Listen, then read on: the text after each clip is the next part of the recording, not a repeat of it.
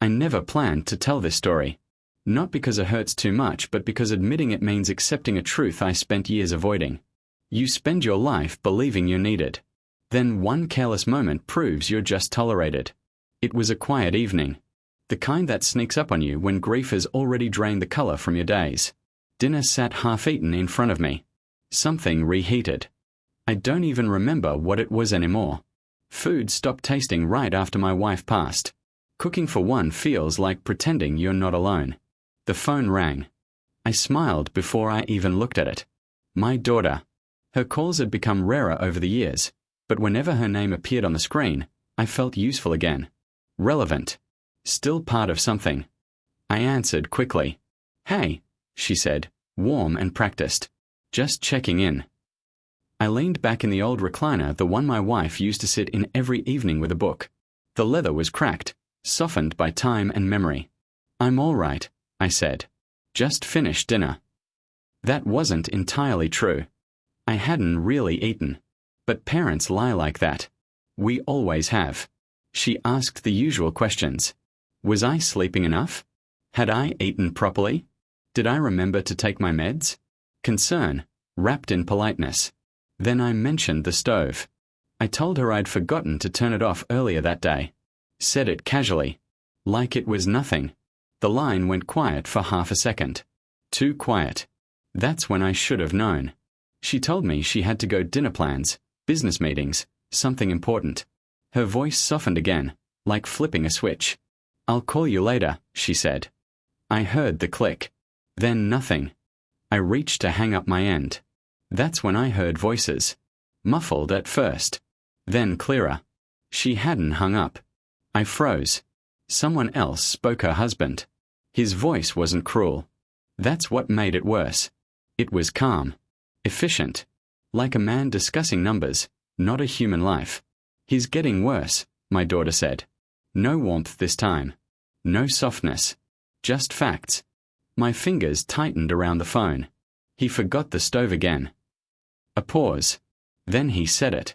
"It's time to put him somewhere. He's becoming a burden." A burden. The word didn't hit all at once. It seeped in slowly, like cold through a cracked window. They talked about options. Facilities. Costs. Then the house came up. My house. The one I'd built with my own hands.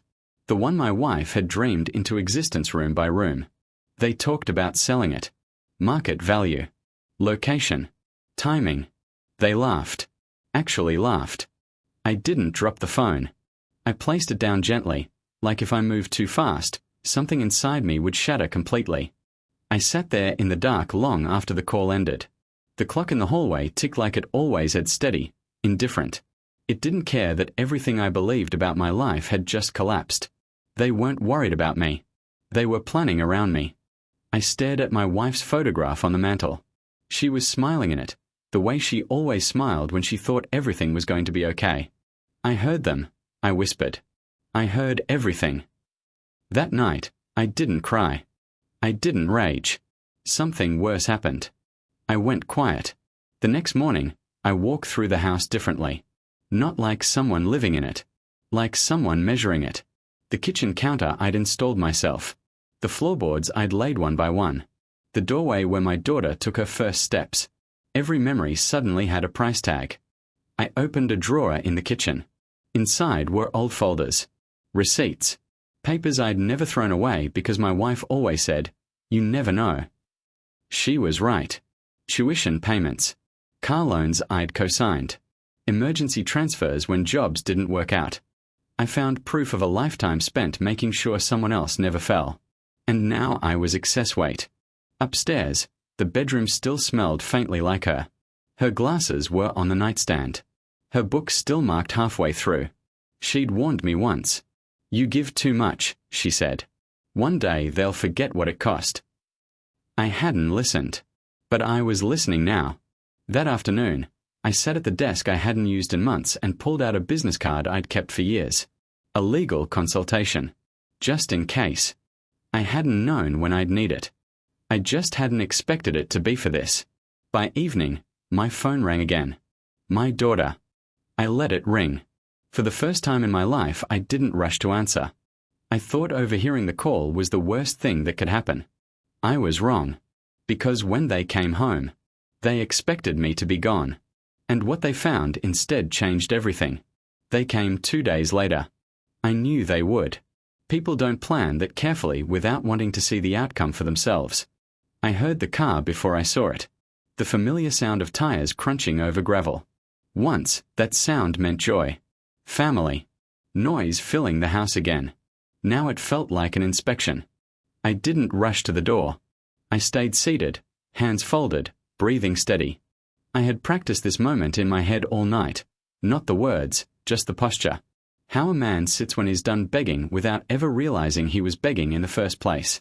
The door opened. "Dad." My daughter called. No answer.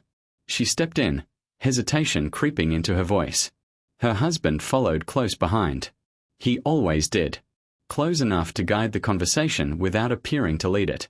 "There you are," she said when she finally saw me. Relief flashed across her face. Not because she was glad I was okay, but because the situation hadn't complicated itself yet.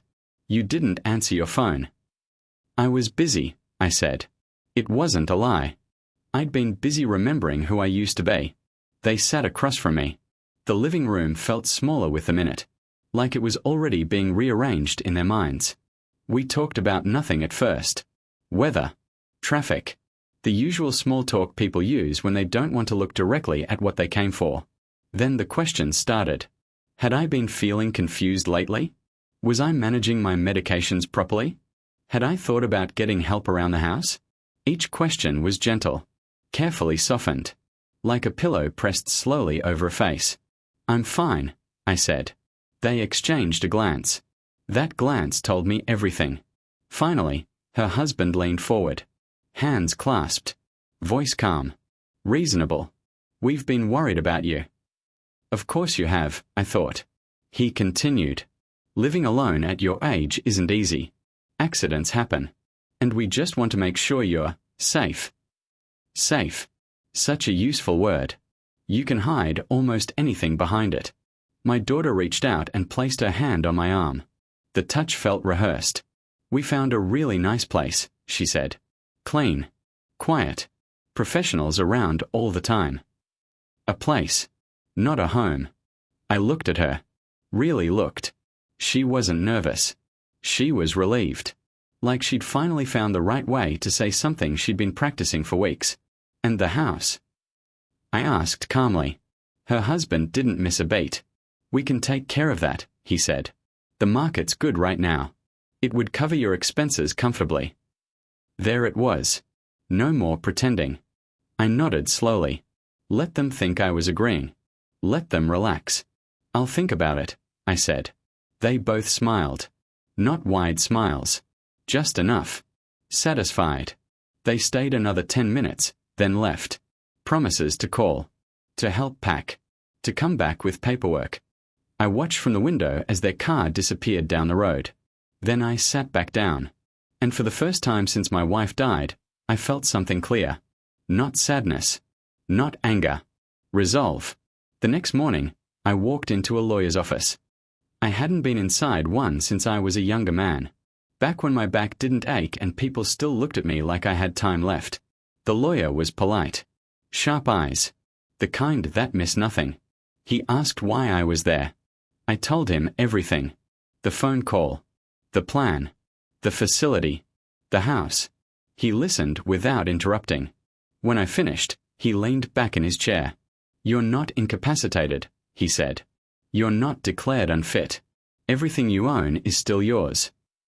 I already knew that, but hearing it out loud felt like oxygen returning to my lungs.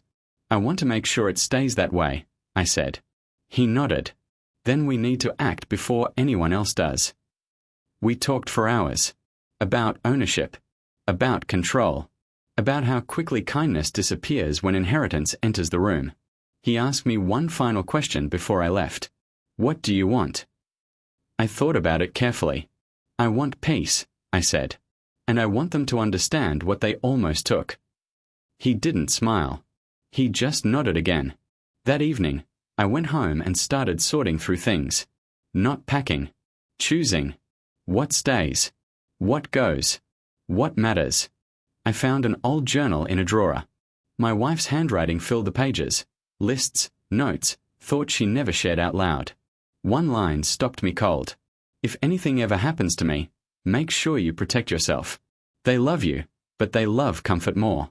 I sat on the edge of the bed holding that notebook, my chest tight. She had known. Somehow, she had known. 2 days later, my daughter called again. I booked an appointment, she said. Just to look. No pressure. I smiled to myself. Sure, I said. No pressure. She didn't hear the difference in my voice. That was the moment I understood something important. They thought this story was already written. They thought I was the ending. They didn't realize I was still holding the pen. They believed the house was already theirs. They believed I would quietly disappear. So I let them believe it. Because the next meeting wouldn't be about where I was going. It would be about what they were losing. The facility was exactly how they described it. Clean. Quiet. Neutral. The kind of place designed to feel like nothing so no one notices when time disappears. My daughter walked slightly ahead of me, talking to the coordinator. Her husband stayed half a step behind, watching, measuring. I let them lead. I asked questions when expected, nodded when required, played the role they'd already assigned me. The tour ended in a small office with soft lighting and a round table. Paperwork waited neatly stacked, clipped and ready. Prepared. The coordinator smiled at me. This would be your room. My daughter squeezed my hand. What do you think? I looked around.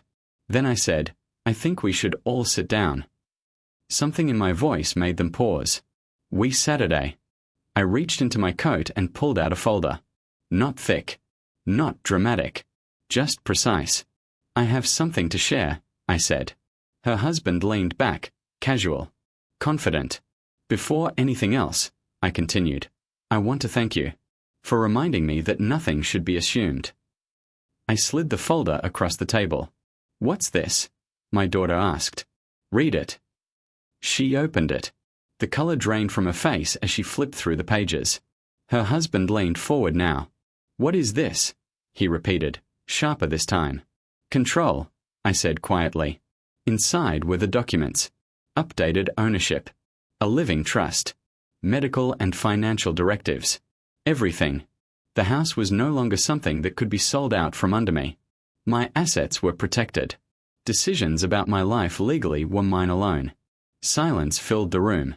The coordinator shifted uncomfortably, sensing she was no longer part of this conversation. This is unnecessary, my daughter said, her voice unsteady. No, I replied. What was unnecessary was planning my disappearance without asking. Her husband tried to smile. Failed. We were just trying to help. I met his eyes. You were trying to simplify. That landed. Hard. We didn't finish the tour. We didn't sign anything. We walked out into the sunlight, the air suddenly sharp and real. Outside, my daughter stopped. You don't trust us, she said. I didn't answer right away. Trust is a fragile thing. It doesn't shatter, it erodes. I trusted you with my life, I finally said. You discussed it like inventory. Tears filled her eyes. Not the loud kind. The quiet, embarrassed kind. Her husband looked away. That evening, they came to the house. Not to talk. To argue. They stood in the living room, voices rising, accusations layered with guilt. We sacrificed for you. We worried about you. We just wanted what was best. I let them speak. When they finished, I said one sentence. You forgot that I'm still here. That was it. That was the moment. The room fell silent. Because in that sentence was everything they hadn't prepared for. They left angry, confused, and afraid. I sat alone again, but it felt different this time. Not abandoned. Grounded. For the first time in years, the house felt like mine again. I walked through it slowly. The walls hadn't changed. But I had. Later that night, I stood in front of the mirror. The man looking back at me wasn't broken. He was tired. Wiser. Still standing. I realized something then, something painful, but freeing. Love that depends on convenience isn't love. It's a contract. And contracts can be rewritten. They thought the story was over. They thought I'd learned my place. But consequences don't always arrive loud. Sometimes they arrive permanent. And in the end, they would learn what it truly costs to measure a father by his usefulness. The silence afterward was unfamiliar. Not the lonely kind. Not the hollow kind. It was the kind of silence that follows a storm when the air feels cleaner, but everything looks different. Days passed. No calls.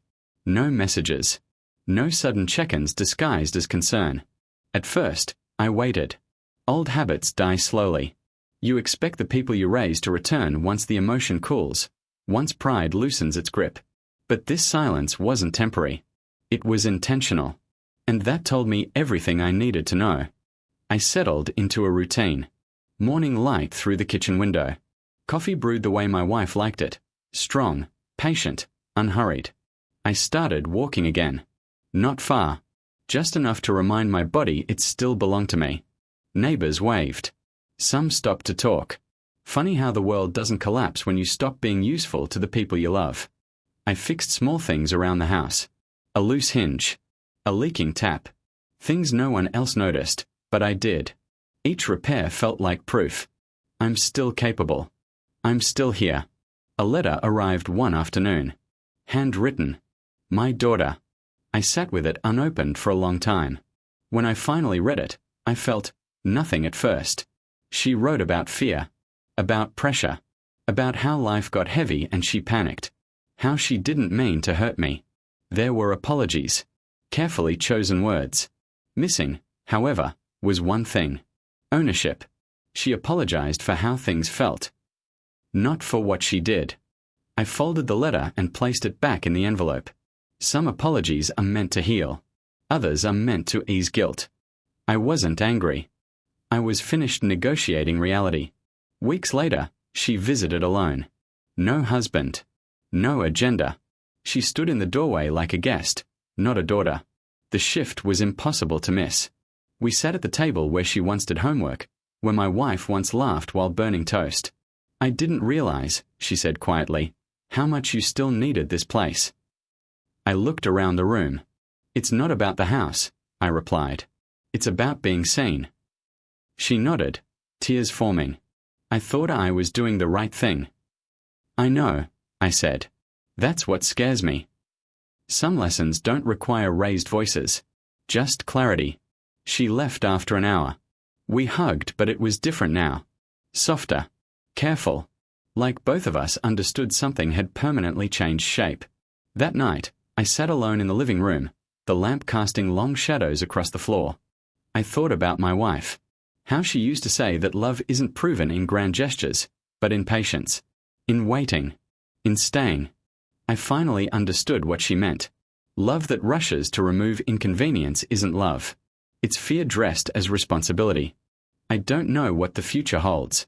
Maybe reconciliation. Maybe distance. Maybe something in between. But I know this. I will never again apologize for taking up space in my own life. I will never again confuse silence with peace, or obedience with love. If you're listening to this and you feel yourself slowly being minimized, if your worth is being measured by how easy you are to manage, please hear me. You are not a burden because you aged. You are not disposable because you needed help. And you do not owe anyone your disappearance to make their life simpler. Sometimes the bravest thing a person can do is stay. Stay present. Stay aware. Stay standing. Even when the people you stood for expect you to sit down. One day, every child becomes the decision maker. And one day, every parent becomes the decision. When that day comes, remember this story, because how you choose will echo longer than anything you inherit. Every story here is a reminder that no one is invisible unless we choose to look away. Subscribe to the channel and let these stories find you before the world forgets them.